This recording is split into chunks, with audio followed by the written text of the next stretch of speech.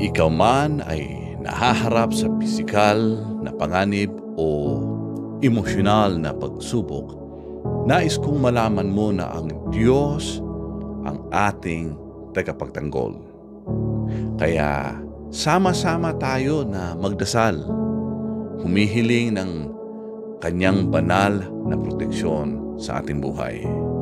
Subalit bago tayo manalangin, nais kong ikwento ng konti ang background ng Psalm 91 na isinulat ni Moses ilang libong taon na ang nakaraan.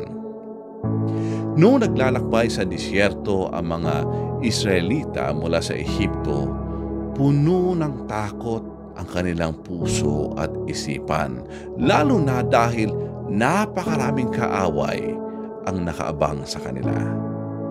Upang maibsan ang takot ng mga Israelita, pinaalalahanan sila ni Moses na ang Diyos na nagligtas sa kanila sa Ehipto at ang Diyos na humati sa dagat upang sila ay makatawid ay siya ding Diyos na nangako sa kanila na iingatan sila at sasamahan sila. Itong sabi ni Moses sa Psalm 91 verses 1 to 4. Ang sinumang nananahan sa piling ng kataas-taasang Diyos na makapangyarihan ay kakalingain niya. Masasabi niya sa Panginoon, "Kayo ang kumakalinga sa akin at nagtatanggol. Kayo ang aking Diyos na pinagtitiwalaan." Tiyak na ililigtas kaniya sa bitag ng masasama at sa mga nakakamatay na salot.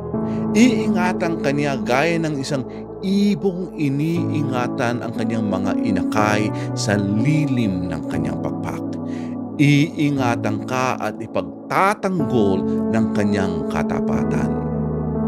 Sa ating panalangin, nais ko na alalahanin natin ang mga katagang ito na sinabi ni Moses.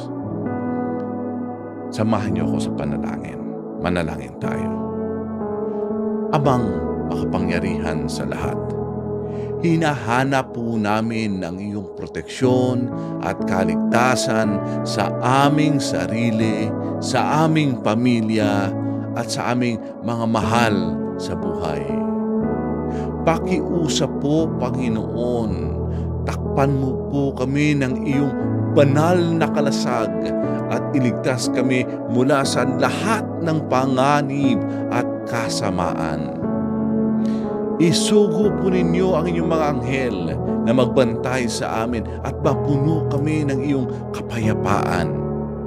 Naniniwala po kami sa iyong kapangyarihan at pag-ibig upang protektahan kami mula sa lahat ng mga banta at ng uri ng kasamaan. Sa iyong mga kamay, inilalagay po namin ang lahat ng aming mga alalahanin dahil alam naming ikaw, O Diyos, ang aming tagapagtanggol. Ito ang aming panalangin sa pangalan ng inyong anak na si Jesucristo. Amen. Maraming salamat sa pagsama sa akin sa panalangin at naway palibutan ka ng Diyos ng kanyang kalasag at ingatan ka mula sa anumang uri ng kapahamakan. Kung meron kang kakilala na nangangailangan ng proteksyon ng Diyos, huwag kang mag-atubili na i-share ito sa kanila. Pagpalain ka nawa ng lubos ng ating Diyos na mapagmahal at makapangyarihan sa lahat. Sa pangalan ng Ama, ng Anak, at ng Espiritu Santo. Amen.